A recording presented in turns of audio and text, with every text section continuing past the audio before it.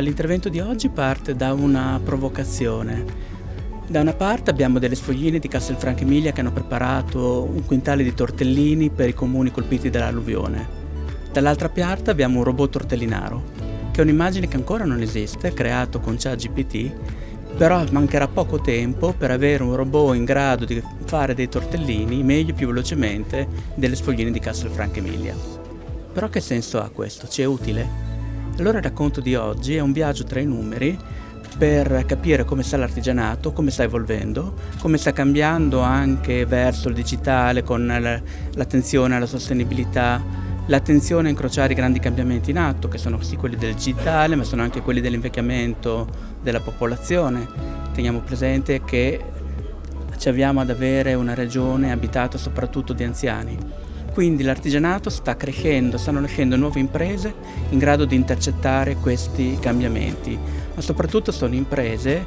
che rispondono alla provocazione iniziale non facendo una scelta fra le sfogline o i robot, ma andando a incrociare quella che è l'intelligenza artificiale, fondendola con quella che è la nostra intelligenza, che è quella emozionale, quella sociale, quella creativa che è anche tipica proprio dell'artigianato. Il mio consiglio rimane ancora quello di arredare il tunnel. E arredare il tunnel non ha un'accezione negativa, significa essere preparati ad affrontare i cambiamenti che stiamo vivendo, ma anche essere attrezzati per affrontare i cambiamenti dei prossimi anni.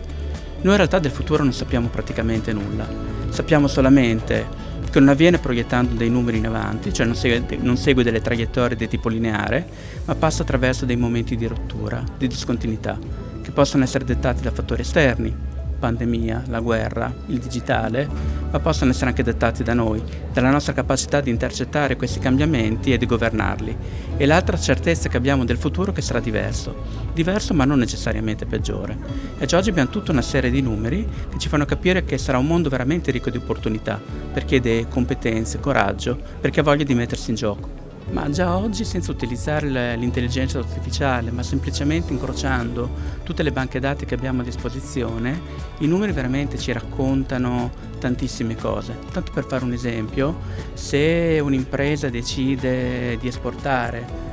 i numeri sono in grado di dirgli quali sono i mercati che offrono maggiori opportunità, incrociando tutte le informazioni di dove esportano le imprese, del suo settore, dell'Emilia Romagna, quali sono i flussi mondiali, quindi quali sono i mercati che realmente offrono maggiori opportunità, ma non solo quelle. Attraverso i numeri andiamo a individuare anche quali sono quelle imprese che importano i prodotti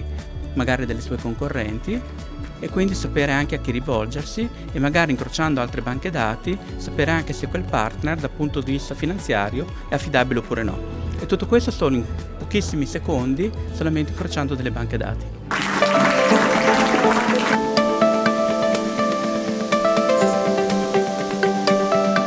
Factanza è nata nel 2019 come progetto editoriale da un po' un'idea innovativa di 2 giovani studentesse che volevano cambiare le cose perché loro stesse si sentivano all'interno di un sistema che non rispondeva a quelli che sono i bisogni dei più giovani e da quest'idea poi nel 2020 è nata una startup che ovviamente come tutte le startup è nata in casa su un divano con tutto un po' approssimativo ma che piano piano si è formata ed è diventata la realtà che è oggi, una realtà di oltre 20 dipendenti che sono molto appassionati e credono tanto in questo progetto. Perché ci crediamo, io non sono tra le fondatrici, quindi diciamo che sono una che si è unita al progetto in una seconda fase, l'ho fatto perché in primis trovavo in Factanza una risposta alle mie esigenze, ai miei bisogni e un punto di riferimento per quelle che sono le giovani generazioni. Quello che posso dire ai giovani che oggi stanno approcciandosi a una realtà di start-up, in primis come imprenditori, ma anche per chi volesse entrare a far parte di una start-up già avviata, sicuramente un po' fa paura perché c'è l'instabilità rispetto a quelle che possono essere situazioni lavorative più stabili, più grandi,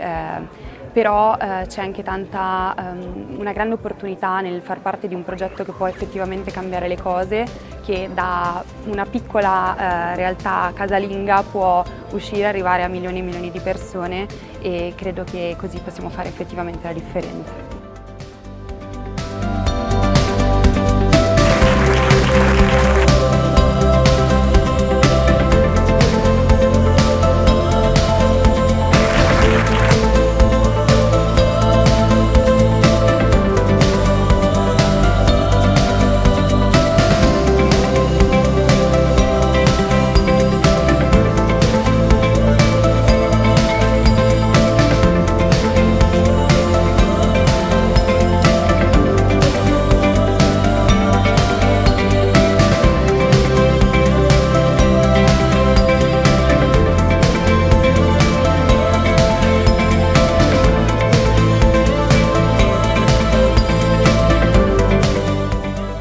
Con Prism stiamo comunque creando un nuovo canale di vendita e di distribuzione dentro un mercato che è una crescita esponenziale.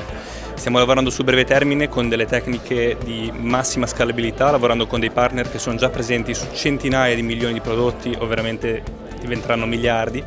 e possiamo vedere già nella strategia futura come completeremo l'offering lavorando direttamente sul prodotto fisico, e come dalla moda arriveremo a nuovi mercati come quelli della cosmesi e quello del fast moving goods.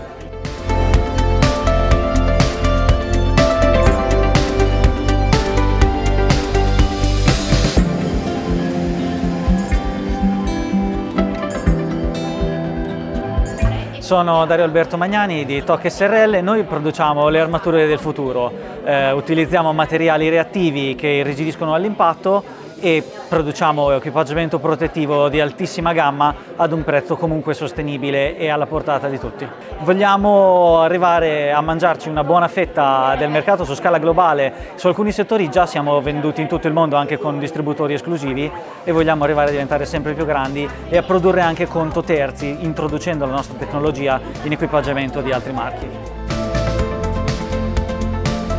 Io sono Michele, CEO e co-founder di Elevit. In Elevit noi sviluppiamo tecnologie per smart surfaces